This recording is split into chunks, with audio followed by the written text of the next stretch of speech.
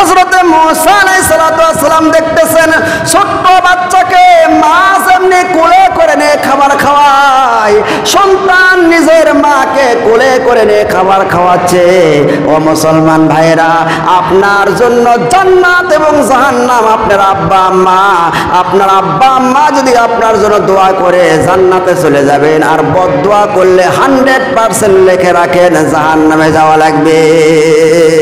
হযরত মূসা আলাইহিস সালাম দেখতে পাইলেন ওই বুড়ি মানুষটাকে গোশতগুলো খাওয়ানোর পরে খাওয়া যখন শেষ হয়ে গেছে, মায়ের পেট যখন ভরে গেছে, নিজের হাতে মুখটা পরিষ্কার করে দিয়ে আবার শোয়া যখন দিবে, সেই সময় বুড়ি মানুষটা দুহাত তুলে চোখের পানি ছেড়ে কাঁদতেছে আল্লাহর দরবারে, রব্বুল আলামিন সেই সন্তান আমার এত সুন্দর করে খেদমত করে রে আল্লাহ, শেষ বয়সে এসে আয় আল্লাহ তাআলা সেই সন্তানের জন্য আমি মা হয়ে দোয়া করি, রব্বুল আলামিন আমার সন্তানের জন্য তুমি তোমার হাবিব বলেছেন, নবী বলেছেন যে সন্তানের জন্য বাপ মা দোয়া করলে সেই দোয়া কবুল হয়ে যায়।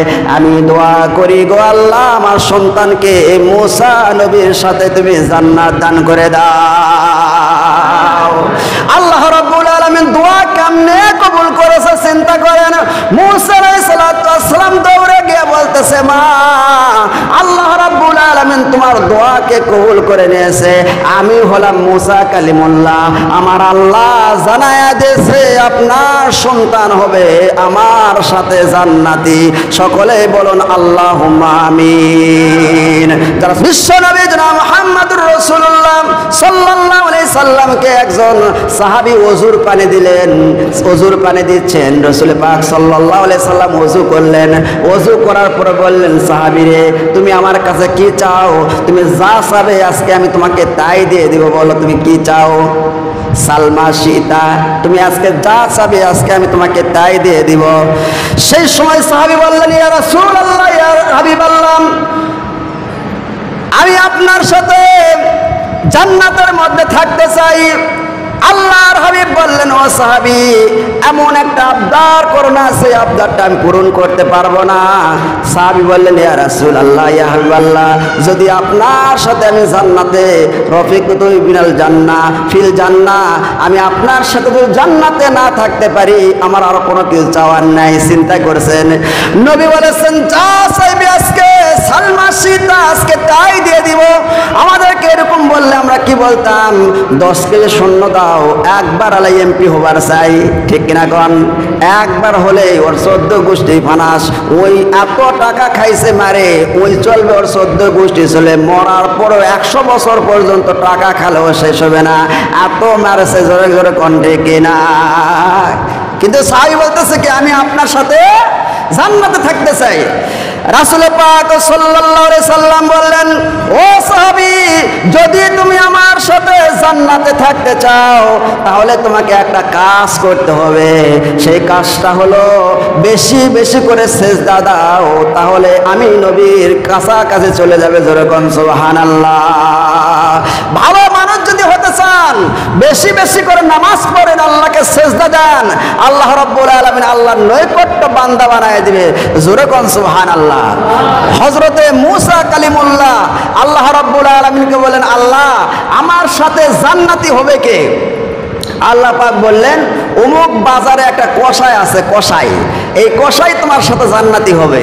মূসা নবী কয়, আল্লাহ আমি একজন নবী মানুষ, আমার সাথে জান্নাতি হবে একজন কসাই, এটা কেমন কথা? আল্লাহ পাক বললেন যে যাও ওই কসাইকে তুমি দেখে আসো।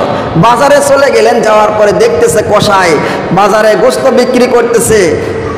কি করতেছে বাবা? নাই, ইনসাফ ভিত্তিক গোশত বিক্রি করতেছে, কোনো জুলুম করতেছে না। এর মধ্যে জুলুম আছে, মানুষকে কম দেয়, যেরকম ঠিক কিনা? 5 দিন 10 দিন আগেকার গরু, মরা গরু নিয়ে আসে বিক্রি করা আছে না নাই? ওজনের মধ্যে কম দেয়, কিন্তু ওই কসাই একদম ইনসাফ ভিত্তিক ওজন করে মানুষকে দিতেছে। সন্ধ্যা যখন হয়ে গেল কিছু ভালো গোশত কেটে কেটে টুকরো টুকরো করে একটা পলিথিনের মধ্যে নিয়ে বাড়ির দিকে যাচ্ছে। মূসা আলাইহিস সালাম সামনে গিয়ে দাঁড়ায় বলতেছে, ভাই আপনাকে আমি সারাটা দিন দেখলাম এই গোশত হাটির মধ্যে খালি ঘোরাঘুরি করতেছেন, আপনি কি চান? বলে আমি আপনার সাথে আজকে আপনার বাড়িতে যাইতে চাই, আপনার বাড়িতে মেহমান হবার চাই।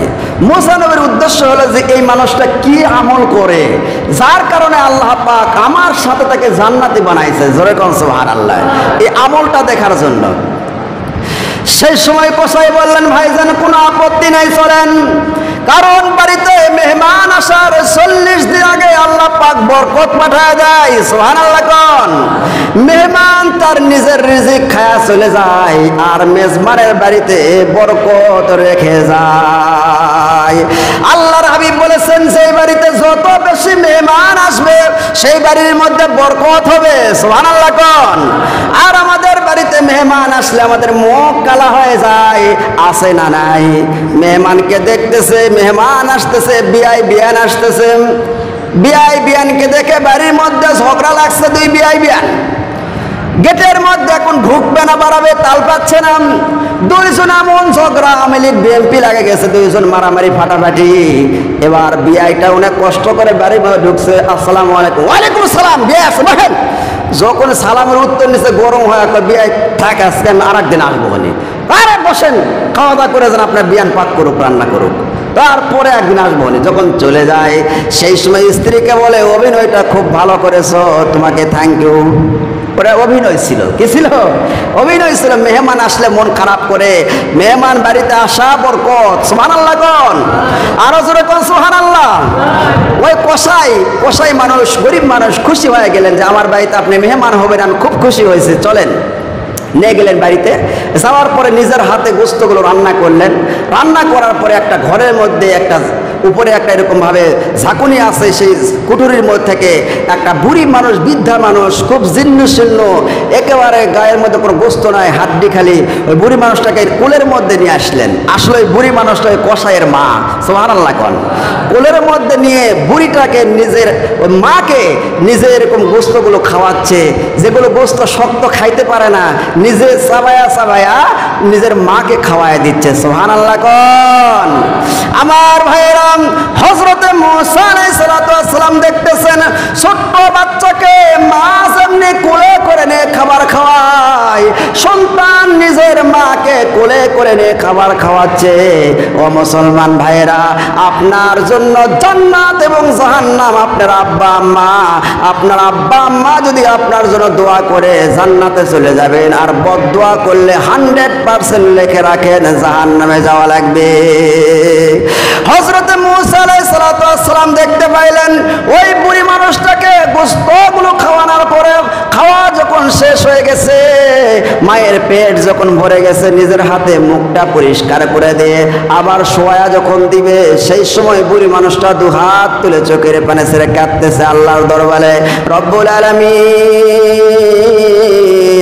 যে সন্তান আমার এত সুন্দর করে খেদমত করে রে আল্লাহ, শেষ বয়সে এসে আয় আল্লাহ তাআলা সেই সন্তানের জন্য মা হয়ে দোয়া করি, রব্বুল আলামিন, আমার সন্তানের জন্য তুমি তোমার হাবিব বলেছেন, নবী বলেছেন যে সন্তানের জন্য বাপ মা দোয়া করলে সেই দোয়া কবুল হয়ে যায়। আমি দোয়া করি গো আল্লাহ, আমার সন্তানকে মুসা নবীর সাথে তুমি জান্নাত দান করে দাও। আল্লাহ রাব্বুল আলামিন দোয়া কেমনে কবুল করেছে চিন্তা করেন। মুসা আলাইহিস সালাম দৌড়ে গিয়ে বলতেছে, মা, আল্লাহ রাব্বুল আলামিন তোমার দোয়াকে কবুল করে নিয়েছে, আমি হলাম মুসা কালিমুল্লাহ, আমার আল্লাহ জানায়া দিয়েছে আপনার সন্তান হবে আমার সাথে জান্নাতি। সকলেই বলুন আল্লাহুম্মা আমিন।